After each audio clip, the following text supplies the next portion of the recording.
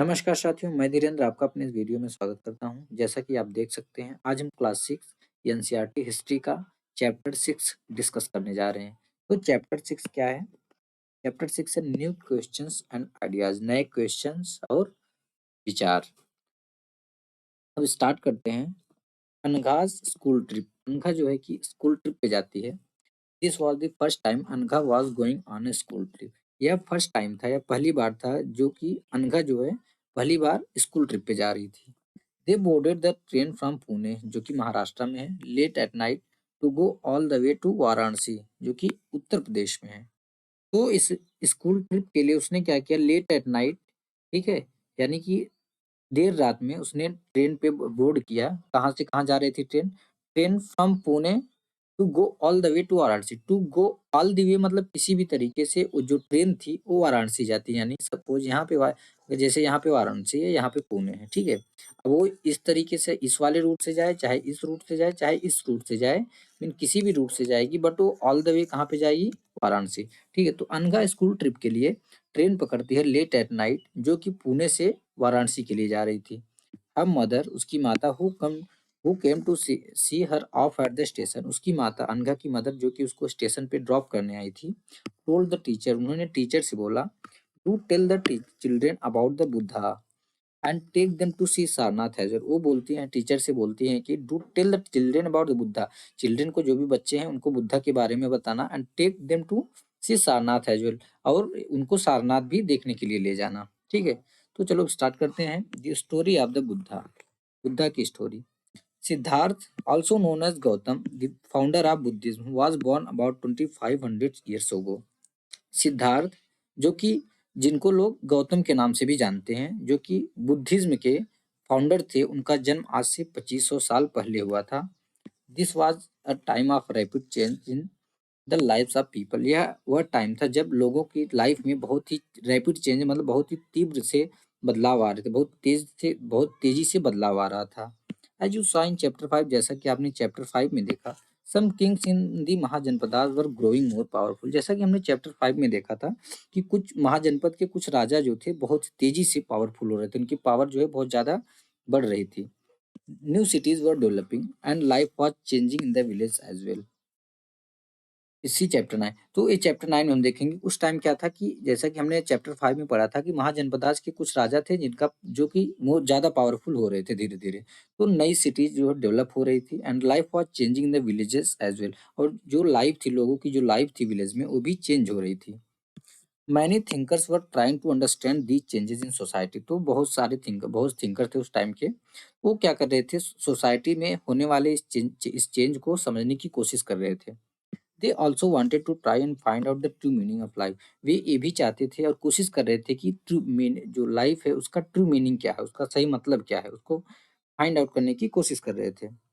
The Buddha belonged to a small gana known as the Sakyagana and was a Kshatriya. जो बुद्धा थे, बुद्ध किससे belong करते थे? वो एक छोटे से गण से बिलोंग करते थे जिसको कि साक्य गण के नाम से जो जाना जाता था, और वो क्या थे? क्षत्रिय थे। When he was a young man, जब वो एक यंग मैन थे, he left the comfort of his home in search of knowledge। Knowledge मतलब यहाँ पे ज्ञान, और कंफर्ट ऑफ हिज होम मतलब कि जो भी घर का सुख, जो घर का सुविधा या आराम जो भी था। तो जब वो यंग थे बुद्ध, उन्होंने क्या किया कि अपना सर नॉलेज के सर्च में उन्होंने अपना कंफर्ट जोन, घर का जो भी सुख चैन शांति जो भी था, घर का आराम सब छोड़ दिया। ही वंडर्ड फॉर सेवरल इयर्स, वो कई सालों तक भटकते रहे। वंडर मतलब भटकना। Meeting and holding discussion with other thinkers, और भटकते रहे और अदर जो थिंकर थे उनके साथ वो मीटिंग करते थे, उनसे मिलते थे और डिस्कशन करते थे। He finally decided to find his own path to realisation and meditated for days on in under a peepal tree at Bodh Gaya in Bihar, where he attained enlightenment. Enlightenment मतलब कि शिक्षा या ज्ञान। तो फाइनली उन्होंने क्या डिसाइड किया? To find his own path to realisation, कि वो अपना पाथ जो है खुद फाइंड आउट करेंगे। तो इसके लिए उन्होंने क्या किया? तो कई दिनों तक मेडिटेशन करते रहे एक पीपल ट्री के नीचे, जो कि कहाँ पे? बोध गया कहाँ पे? बिहार में। बिहार में एक पीपल का पेड़ था, उसके नीचे बैठकर वो कई दिनों तक मेडिटेशन करते रहे, जहाँ पे उनको क्या मिला? एनलाइटमेंट मिला, शिक्षा मिली, ज्ञान मिला। आफ्टर दैट उसके बाद ही was known as the Buddha or the wise one, इसके बाद इनको एज ए बुद्धा या वाइज वन के नाम से जाना जाने लगा। ही देन वेंट टू सारनाथ, उसके बाद वे सारनाथ जाते हैं। सारनाथ कहाँ पे है? वाराणसी में है। Where he taught for the first time, जहाँ पे उन्होंने फर्स्ट टाइम जो है शिक्षा दिया था, यानी कि आप बोल सकते हो पहला उपदेश कहाँ पे दिया था उन्होंने? सारनाथ में। He spend the rest of his life travelling on foot, going from place to place, teaching people till he passed away at Kushinara. Passed away का मतलब मृत्यु हो गई, ठीक है। तो कुशीनारा में उनकी मृत्यु से पहले अपने जीवन का बचा हुआ टाइम, जो भी उनके जीवन का लाइफ, उनकी लाइफ का बचा हुआ टाइम था, उन्होंने ट्रेवलिंग करते हुए फुट पे, मतलब अपने पैदल पैदल चलते हुए एक प्लेस से दूसरे प्लेस जाते थे, लोगों को शिक्षा देते थे, ठीक है। यानी कि क्या देखा हमने कि कुशीनारा में अपनी मृत्यु से पहले उन्होंने अपने अपने जीवन का बचा हुआ समय कैसे व्यतीत किया या स्पेंड किया? वो ट्रेवल करते थे फुट से, यानी पैदल पैदल जाते थे, एक जगह से दूसरी जगह जाते थे और लोगों को शिक्षा दिया करते थे। तो जैसे कि यहाँ पे हम देख सकते हैं इंडिया का मैप है, तो यहाँ पे अब जैसे कि तो हम देखेंगे यहाँ पे देख देख सकते हैं क्या है? बोधगया है, यहाँ पे सारनाथ है, यहाँ पे कुशीनगर, कुशीनारा यानी कुशीनगर को बोलते हैं, ठीक है। तो गौतम बुद्ध जो थे वाराणसी, यहीं पे ये वाराणसी में सारनाथ आता है, ठीक है। तो गौतम बुद्ध को जब वो घर छोड़ दिए, उसके बाद उनको जो एक पीपल के पेड़ के नीचे उनको जब एनलाइटमेंट मिला, उनको ज्ञान प्राप्त हुआ, तो कहाँ पे हुआ था? बोध गया में, ठीक है। तो बोध गया में ज्ञान प्राप्त होने के बाद उनको एज ए बुद्धा के नाम से जाना जाने लगा, बुद्धा या वाइज वन के नाम से जाना जाने लगा, ठीक है। उसके बाद वे जाते हैं सारनाथ में, सारनाथ में जाते हैं तो वो अपना पहला उपदेश देते हैं, ठीक है। पहला उपदेश कहाँ पे देते हैं? सारनाथ में। तो सारनाथ में वो उपदेश देते हैं, उसके बाद उनकी मृत्यु हो जाती है कहाँ पे? कुशीनगर में, यानी कि कुशीनारा में उनकी मृत्यु हो जाती है। तो कुशीनारा में मृत्यु होने से पहले वो क्या करते थे? अपने लाइफ का, यानी मृत्यु के पहले जो भी, जब उनको ज्ञान प्राप्त हुआ उसके ज्ञान प्राप्त होने से मृत्यु तक उन्होंने क्या किया? अपनी लाइफ का जो भी बचा हुआ टाइम था, वो पैदल ही एक जगह से दूसरी जगह जाते थे और लोगों को शिक्षा दिया करते थे। और उनकी शिक्षा में अब देखते हैं वो क्या-क्या बताते थे। The Buddha taught that life is full of suffering and unhappiness. Buddha ने शिक्षा दिया, बुद्धा बताए कि जो अपनी लाइफ है वो फुल ऑफ सफरिंग और हैप्पीनेस से भरी पड़ी है। सफरिंग मतलब होता है कष्ट, ठीक है? और अनहैप्पीनेस का मतलब होता है दुःख। तो बुद्ध जो थे उन्होंने शिक्षा दिया कि यह जीवन कष्टों और दुखों से भरा हुआ है। This is called because we have cravings and desires which often can not be fulfilled. Cravings का मतलब होता है a strong desire for something, यानी कि एक बहुत ही तीव्र इच्छा, जिसको हम बोल सकते हैं लालसा, और डिजायर मतलब इच्छा। तो अपना जीवन जो है सफरिंग और हैप्पीनेस से, यानी कि दुखों और कष्टों से भरा पड़ा है। बट ऐसा क्यों है? ऐसा हमारी इच्छा और लालसाओं के कारण होता है। जो हमारी इच्छाएं, जो हमारी क्रेविंग्स और डिजायर्स हैं, which often can not be fulfil, जो कि कभी पूर्ण ही नहीं हो सकती। समटाइम्स, कभी कभी, even if we get what we want, we are not satisfied and want even more or want other other things. तो आगे बोलते हैं समटाइम्स क्या होता है, कभी-कभी अगर जो चीज़ हम चाहते हैं वो पा भी जाते हैं, उसके बाद भी हम सैटिस्फाई नहीं होते, संतुष्ट नहीं होते। उससे ज़्यादा वांट इवन मोर, उससे ज़्यादा पाने की कोशिश, उससे ज़्यादा पाने की इच्छा रखने लगते हैं या कुछ और चाहने लगते हैं। The Buddha describe this as thirst or tanha. Buddha ने इसको एज ए थर्स्ट या तन्हा डिस्क्राइब किया। He taught that this constant cravings could be removed by following moderation in everything. Moderation मतलब होता है कि आत्म संयम, ठीक है, आत्म संयम। तो बुद्धा ने और क्या शिक्षा दिया? उन्होंने बोला कि इन ये जो कांस्टेंट क्रेविंग है हमारे अंदर, जो हर चीज को पाने की जो इतनी तीव्र इच्छा है, उसको हम रिमूव कर सकते हैं by following moderation in everything. हर चीज में हम अगर आत्म संयम हो जाएं। He also taught people to be kind and to respect the lives of others including animals। उन्होंने और क्या शिक्षा दी? उन्होंने और शिक्षा दिया कि लोग जो है दयालु बने और वो दूसरों की लाइफ को रिस्पेक्ट दें, दूसरों के जीवन को रिस्पेक्ट दें, यहाँ तक कि एनिमल को भी वो रिस्पेक्ट दें।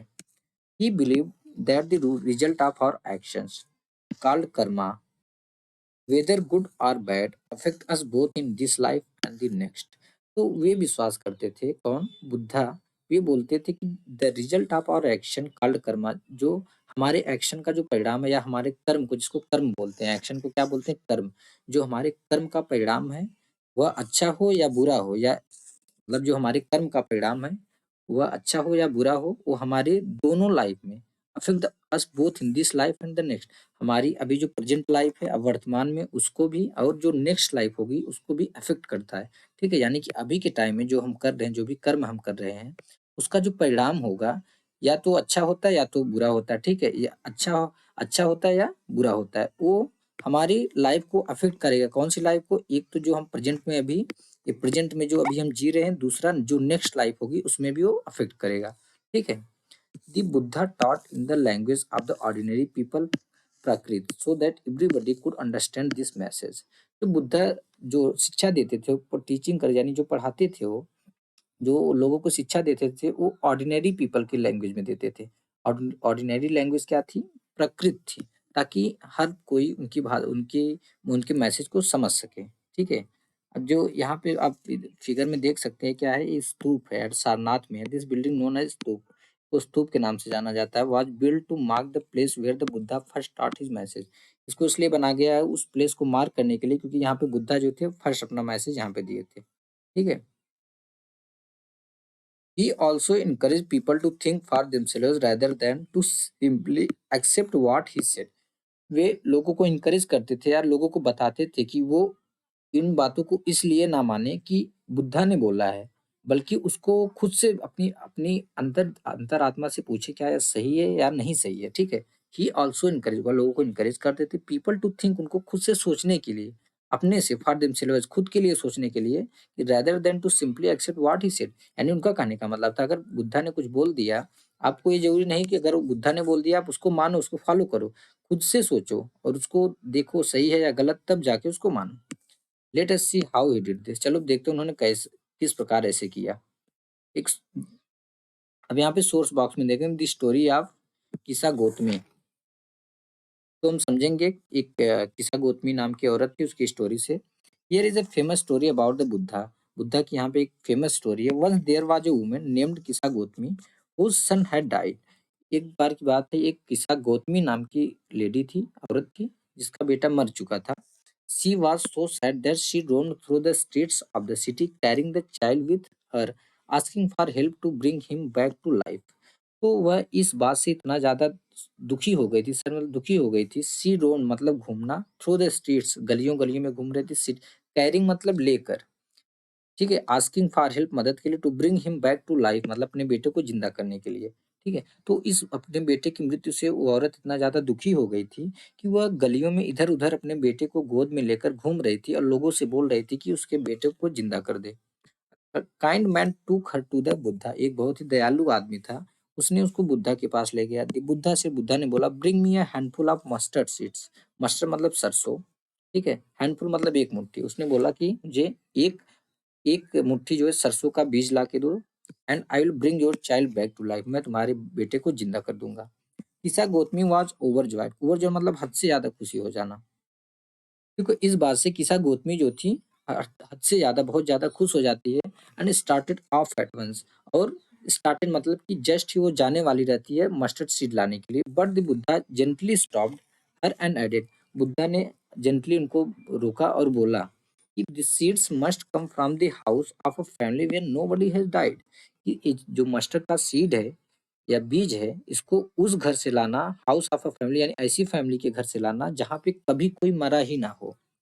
किस्सा Gotami went from door to door. जो किस्सा गोतनी और डोर टू डोर, घर से घर जाती है, हर मतलब डोर टू डोर मतलब प्रत्येक घर जाती है। But wherever she went, जहां भी जाती थी, she found out that someone or the other, father mother sister brother husband wife child uncle or grandfather grandmother had died.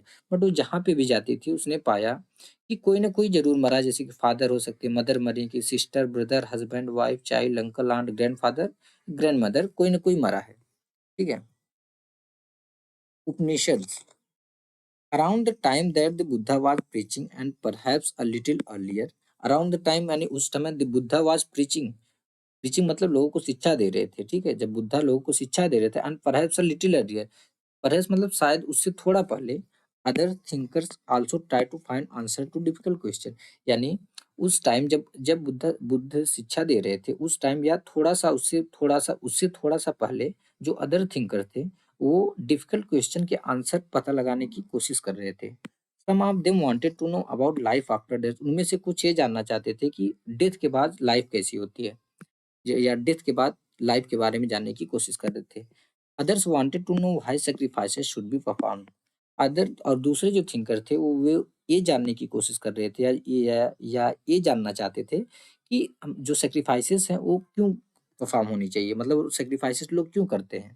Many of these thinkers felt that there was something permanent in the universe that would last even after death. Many of these thinker, in thinker में से बहुत सारे felt महसूस किया या माना that there was something permanent, कि कुछ तो परमानेंट है इस यूनिवर्स में, कुछ परमानेंट है that would last even after death, जो कि डेथ के बाद भी रहती है, मतलब डेथ के बाद भी जिंदा रहती है। They describe this as the आत्मा or the individual soul. उन्होंने इसको कैसे डिस्क्राइब किया? एज ए आत्मा या individual soul, and the Brahma are the universal soul. तो दो चीजें इसमें बोला कि जो कि लाइफ के बाद भी एक चीज रहती है जो कि लाइफ के बाद भी जिंदा रहती है, उसको इन्होंने डिस्क्राइब किया आत्मा या इंडिविजुअल सोल, और ब्रह्म या universal soul. They believe that ultimately both the atma and Brahma were one. और वो उनका बिलीव था कि अल्टीमेटली जो आत्मा और ब्रह्म है वो दोनों एक ही चीज है। ठीक है। Many of their ideas were recorded in the Upanishad. उनके बहुत सारे जो आइडियाज थे वो उपनिषद में अभी भी उनका उल्लेख मिलता है। These were part of the later Vedic text. ठीक है, ये क्या है? ये लेटर वैदिक टेक्स्ट के पार्ट थे। कौन पार्ट थे? जो उपनिषद थे ये लेटर वैदिक टेक्स्ट जो था उनके पार्ट थे। Upanishad Upanishad literally means approaching and sitting near and the text content conversation between teachers and students. तो यहाँ पे बोलता है कि जो उपनिषद है उसका लिटरली मीनिंग क्या है? अप्रोचिंग एंड सिटिंग नियर, यानी कि गुरु के पास अप्रोच करके उनके करीब में बैठना। उपनिषद का लिटरली यही meaning. And the text content, जो टेक्स्ट था उपनिषद का, वो क्या था? Conversation between teachers and student, teachers और स्टूडेंट के बीच में हुई वार्ता का कंटेंट था। ऑफन आइडियाज वर प्रेजेंटेड थ्रू सिंपल डायलॉग्स। प्राय जो आइडियाज थे वो कैसे प्रेजेंट किए गए थे? उसमें सिंपल डायलॉग के रूप में। Most Upanishadic thinkers were men, specially Brahmins and rajas. वो ज्यादातर जो उपनिषदिक थिंकर्स थे वो क्या थे? वो आदमी थे ज्यादा करके, स्पेशली ब्राह्मण और राजा थे। Occasionally there is mention of women thinkers. Occasionally मतलब शायद ही या कभी कभी, शायद ही एक ओकेशनली किसी एक वुमेन थिंकर्स का उल्लेख है उसमें, जैसे कि Gargi, who has famous of her learning for her learning and participated in debates held in royal court. Gargi कौन थी? गार्गी एक थिंकर थी जो कि फेमस थी अपने लर्निंग के लिए, और रॉयल कोर्ट्स में जब भी कोई डिबेट हेल्ड होता था, जब भी कोई डिबेट रखा जाता था उसमें पार्टिसिपेट करती थी। Poor people rarely took part in this discussion. जो गरीब लोग थे, जो पुअर पीपल थे, वो रेयरली इस डिस्कशन में हिस्सा लेते थे। One famous exception was Satyakam Jabala, who was named after his mother, the slave woman Jabali. Exception मतलब अपवाद। अपवाद अब आता है कि अपवाद क्या होता है।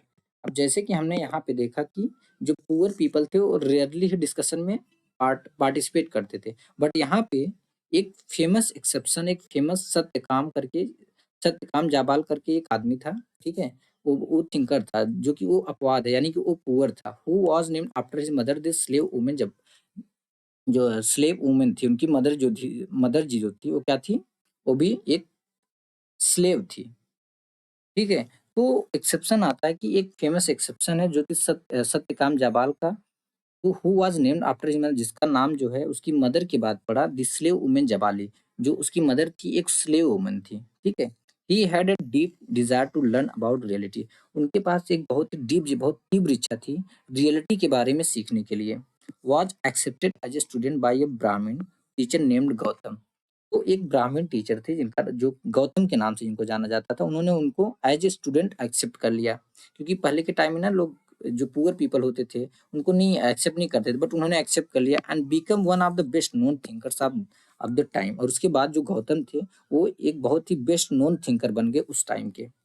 Many of the ideas of the Upanishads were later developed by the famous thinker Shankaracharya, जिसके बारे में हम पढ़ेंगे क्लास 7th में। ठीक है, तो उपनिषदों के जो है कि कई आइडियाज का जो डेवलपमेंट हुआ, या जो उपनिषदों के कई आइडियाज का विकास बाद में फेमस जो थिंकर्स थे उनका नाम था शंकराचार्य, उनके द्वारा किया गया। ठीक है। हमें एडिशनल अभी हम देखेंगे एडिशनल इंफॉर्मेशन बॉक्स में 6 schools of Indian philosophy. Indian philosophy के 6 स्कूल्स क्या थे? Over centuries India's intellectual exploration of truth has come to be represented by 6 systems of philosophy. Intellectual exploration का मतलब होता है बौद्धिक खोज, रिप्रेजेंट मतलब प्रतिनिधित्व करना। तो ओवर द सेंचुरीज यानी कि सदियों से इंडिया द्वारा सत्य की बौद्धिक खोज का प्रतिनिधित्व फिलोसफी की 6 सिस्टम्स ने किया। दीज आर नोन एज, वो दो जो 6 सिस्टम थे वो क्या क्या थे?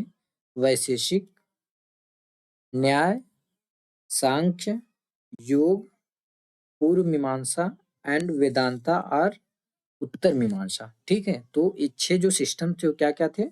वै वैशेषिक थे, वैशेषिक, न्याय, सांख्य, योग, पूर्व मीमांसा, वेदांता या उत्तर मीमांसा। These 6 systems of philosophy are said to have been founded by six। अब ये जो 6 सिस्टम्स ऑफ फिलोसफी, जो 6 फिलोसफी के जो 6 सिस्टम थे, ऐसा कहा जाता है किसके द्वारा फाउंड किए गए थे? इनकी स्थापना या किसके द्वारा इनकी स्थापना किस this 6 system of philosophy, philosophy के ये 6 सिस्टम आर सेड टू, ऐसा कहा जाता है, हैव बीन फाउंडेड, फाउंडेड थे या इनकी स्थापना की है इसी रिस्पेक्टिवली किनके द्वारा? ऋषि, सेक्स मतलब होते हैं ऋषि, ऋषि, ठीक है। ऋषि कणद, ऋषि कणद हो गए, फिर गौतम हो गए, कपिल, पतंजलि, जैमिनी एंड व्यास। ठीक है, तो हमने क्या देखा कि ओवर द सेंचुरी जो ये 6 सिस्टम थे, कौन कौन से? वैशेषिक, न्याय, सांख्य, योग, पूर्व मीमांसा, वेदांता या उत्तर मीमांसा। और ऐसा कहा जाता है ये जो 6 सिस्टम ऑफ फिलोसफी थे, इनकी खोज या इनकी स्थापना शेख कोनड, गौतम, कपिल, पतंजलि, जैमिनी और व्यास ने किया था। ठीक है, these philosophies still guide scholarly discourse in the country. ये जो फिलॉसफी है, ये फिलॉसफी आज भी देश में बौद्धिक जो डिस्कोर्स है उसको जो है ये गाइड करते हैं। ठीक है, German born British ideologist Friedrich Max Muller has observed that the 6 systems of philosophy were developed over many generations with contributions made by individual thinkers। Indologist का मतलब होता है भारतविद या बोलते हैं student of Indian literature history और philosophy. ठीक है, कंट्रीब्यूशन मतलब योगदान, डेवलप मतलब विकास। तो एक German born British Indologist Friedrich Max Muller थे। ठीक है, तो फ्रेडरिक मैक्स मूलर के अनुसार फिलॉसफी की इन 6 शाखाओं का विकास कई जनरेशन के दौरान इंडिविजुअल थिंकर्स के कंट्रीब्यूशन से हुआ। However, today we find an underlying harmony in their understanding of truth, although they seem distinct from each other। However मतलब यद्यपि, अंडरलाइंग मतलब होता है कि आधारभूत या मुख्य या मौलिक। ठीक है, और यहाँ पे हार्मनी का मतलब होता है एकता या तालमेल। This seam distinct from each other मतलब होता है कि इनकी जो ये एक दूसरे से बिल्कुल विभिन्न दिखते हैं। और यद्यपि ये एक दूसरे से भिन्न दिखते हैं, तथापि सॉरी, यहाँ पे जो हावेवर का मतलब यहाँ पे तथापि होगा। ठीक है, और आल्दो मतलब होता है यद्यपि। यद्यपि ये जो दोनों विचार हैं एक दूसरे से बिल्कुल डिफरेंट दिखते हैं, they although they same distinct from each other मतलब एक दूसरे से बिल्कुल अलग दिखते हैं, तथापि सत्य की जो इनकी अंडरस्टैंडिंग है, ट्रुथ के बारे में जो इनकी अंडरस्टैंडिंग है, उसमें आधारभूत तालमेल दिखता है। ठीक है, अब यहाँ पे सोर्स बॉक्स में देख लेते हैं, दी वाइज बेगर यानी कि बुद्धिमान भिखारी। Here is a dialogue based on a story from one of the most famous Upanishad, the Chandogya Upanishad।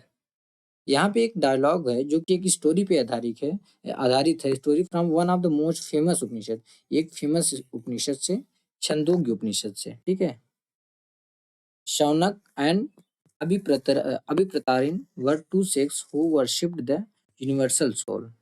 Shaunak और अभिप्रतारिण जो अभिप्रतारिण थे, ये 2 ऋषि थे जो कि यूनिवर्सल सोल की पूजा करते थे। Once as they sat down to eat, एक बार जब वे जैसे ही खाने के लिए बैठे, a beggar came and asked for some food. एक भिखारी आता है और कुछ फूड माँगता है उनसे, कुछ खाने के लिए। "We can not spare anything for you," Shaunaka से। शौनक ने बोला कि हम तुम्हारे साथ कुछ भी शेयर नहीं कर सकते या हम तुम्हें कुछ नहीं दे सकते। Learned sirs whom do you worship, the beggar asked. Sirs यहाँ पे जैसे श्रीमान हम सर बोलते हैं, यहाँ पे सर्स बोला गया, दोनों को वो सर्स बोलता है, ठीक है? तो 2 लोग थे तो इसलिए वहाँ पे सर्स बोला गया। तो learn sir who do you worship? ये भैया आप बोल सकते हो कि विद्वान लोग, जैसे कि लर्न मतलब जिनको सब कुछ पता है, सर एक हिसाब से श्रीमान बोल रहा है, ठीक है? इनको आप बोल सकते हैं, हे विद्वान जन, हू डू यू वर्शिप? आप किसकी पूजा करते हो? बेगर ने उनसे पूछा। द यूनिवर्सल सोल, अभी प्रतारी ने रिप्लाई किया यूनिवर्सल सोल की। It means that you know that the universal soul fills the entire world. वो इसका मतलब आप यह जानते हैं कि यह जो यूनिवर्सल सोल है संपूर्ण विश्व में विद्यमान है। Yes yes we know that, the six noted. सिक्स ने जो ऋषि थे उन्होंने मुड़ी हिला के बोलता है, हाँ हाँ हम जानते हैं।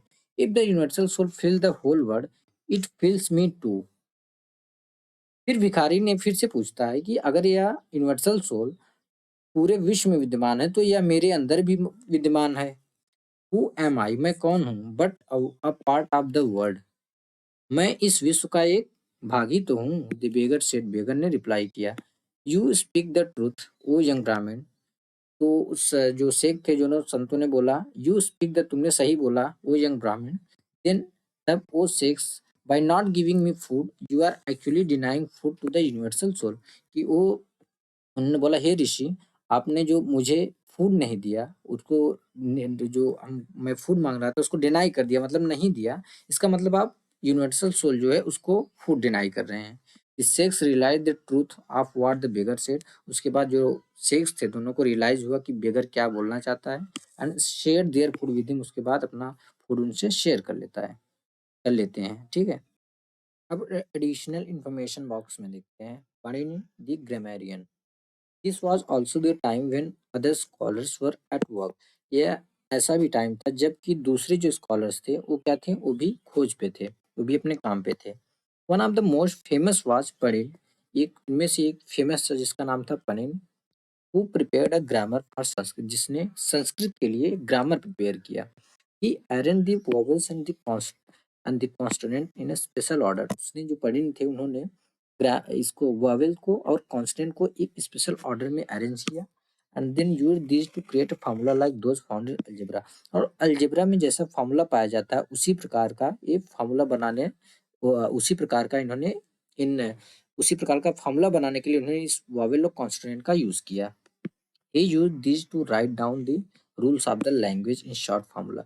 उन्होंने इसका यूज किया, किसका, इस वॉवेल और कॉन्स्टिनेंट का फॉर्मूला, रूल्स लिखने के लिए, किसके लिए, लैंग्वेज का रूल्स लिखने के लिए, और इन शॉर्ट फॉर्मूला में, ठीक है? देखते हैं जैनिज्म के बारे में। The last and 24th Tirthankara of the Jainas, Vardhamana Mahavira, also spread his message around this time, that 2500 years ago। हमने देखा 2500 साल पहले गौतम बुद्ध के बारे में। अभी देखते हैं जो लास्ट और 24वें तीर्थंकर थे, किसके, जैन के, जिनका नाम था वर्धमान महावीर। उन्होंने भी अपने मैसेज को इसी टाइम फैलाया, जो कि आज से लगभग 2500 साल पहले। He was a Kshatriya prince of the Lichchhavis, a group that was part of the Vajji Sangha. He was क्षत्रिय, जो महा ये सॉरी वर्धमान महावीर जो थे, वो वे लिच्छावी स्कूल के या लिच्छावीस वंश के क्षत्रिय प्रिंस थे, ठीक है? तो ये क्षत्रिय प्रिंस थे। ये लिच्छावीस वंश क्या था, a group that was part of the Vajji संघ। जो लिच्छावीस वंश था, ये क्या था, वज्जी संघ का एक पार्ट था, अबाउट विच, जिसके बारे में हम चैप्टर 5 में पढ़े थे। एट द एज ऑफ 30, जब ये 30 साल के थे, इन्होंने अपना घर छोड़ दिया और ये जंगल में चले गए, जंगल में रहने के लिए चले गए, ठीक है? तो 12 साल इन्होंने एक बहुत ही कठिन और लोनली लाइफ जिया। फिर at the end of which he attained enlightenment, और जिसके बाद में इनको क्या मिला, एनलाइटमेंट मिला, ज्ञान मिल गया। He taught a simple doctrine. Doctrine मतलब होता है सिद्धांत। उनका एक सिंपल सिद्धांत था, उन्होंने एक सिंपल सिद्धांत बताया, क्या, men and women who wish to know the truth must leave their home. उन्होंने बोला, ऐसे ऐसे पुरुष या स्त्री जो कि ट्रुथ को जानना चाहते हैं, ट्रुथ के बारे में जानने जानने की इच्छा रखते हैं, उनको अपना घर छोड़ देना चाहिए। They must follow very strictly the rules of अहिंसा। उनको मस्ट जो रूल है स्ट्रिक्टली जो रूल है अहिंसा का उसको फॉलो करना चाहिए, विच मीन जिसका मतलब नॉट हर्टिंग और किलिंग लिविंग बीइंग्स। इसका मतलब अहिंसा का रूल क्या था कि किसी भी लिविंग बीइंग्स को हर्ट नहीं करना, न उसकी हत्या करनी है। All beings said Mahavir long to life, जितने महावीर बोलते थे कि जो भी बीइंग्स है लिविंग बीइंग्स है वो सारे जीना चाहते हैं। To all things life is dear, सारी चीजों के लिए सारे जीवों के लिए जो लाइफ है बहुत ही प्रिय है। Ordinary people could understand the teachings of Mahavir and his followers because they use Prakrit, क्योंकि जो महावीर जो थे ना ये प्राकृत लैंग्वेज यूज करते, तो इसलिए जो ऑर्डिनरी पीपल थे जो सामान्य लोग थे वे महावीर की और उनके फॉलोअर्स की टीचिंग्स को अंडरस्टैंड करते थे या समझ सकते थे, ठीक है, समझते थे। There were several forms of Prakrit used in different part of the country, अपनी कंट्री के डिफरेंट पार्ट्स में डिफरेंट फॉर्म प्रकृति की कई सारी फॉर्म जो है सेवरल फॉर्म्स यूज की जाती थी and name after the region in which they were used, और उनका नामकरण या उनकी नेमिंग कैसे होती थी कि जिस रीजन में बोले जाते थे उस रीजन के बाद का नाम। जैसे एग्जाम्पल के लिए the Prakrit spoken in Magadh was known as Magadhi, वो प्रकृति जो कि मगध में बोली जाती थी उसका नाम क्या पड़ा, Magadhi. Followers of Mahavira who were known as Jainas had to lead very simple life, जो महावीर जिनको कि जैन के नाम से जाना जाता था या जाना जाता है, उन उनके जो फॉलोअर्स होते थे बहुत ही सिंपल लाइफ जीते थे। बेगिंग फॉर फूड, वो खाने के लिए भिक्षा मांगते मांगते थे, ठीक है। They had to be absolutely honest, उनको एब्सोल्युटली हॉनेस्ट ईमानदार होना पड़ता था। And were specially asked not to steal, steal मतलब चोरी करना, स्पेशली उनको हिदायत दी जाती, उनको बोला जाता था कि उनको चोरी नहीं करना है। Also they had to observe celibacy, celibacy मतलब ब्रह्मचर्य, मतलब ब्रह्मचर्य क्या होता है, जो शादी ना करना लाइफ टाइम, ठीक है। तो ऑल्सो उनको पूरी लाइफ टाइम जो ब्रह्मचर्य होना पड़ता था या ब्रह्मचर्य का पालन करना पड़ता था। And men had to give up everything including their clothes, और जो आदमी होते थे जो मैन होते थे उनको कपड़े के साथ साथ सब कुछ जो है गिव अप कर देना पड़ता था, छोड़ देना पड़ता था, ठीक है। It was very difficult for most men and women to follow these strict rules, ये बहुत ज्यादातर जो मेन और वुमेन थे उनके लिए बहुत ज्यादा डिफिकल्ट था इस इन स्ट्रिक्ट रूल्स को फॉलो करना।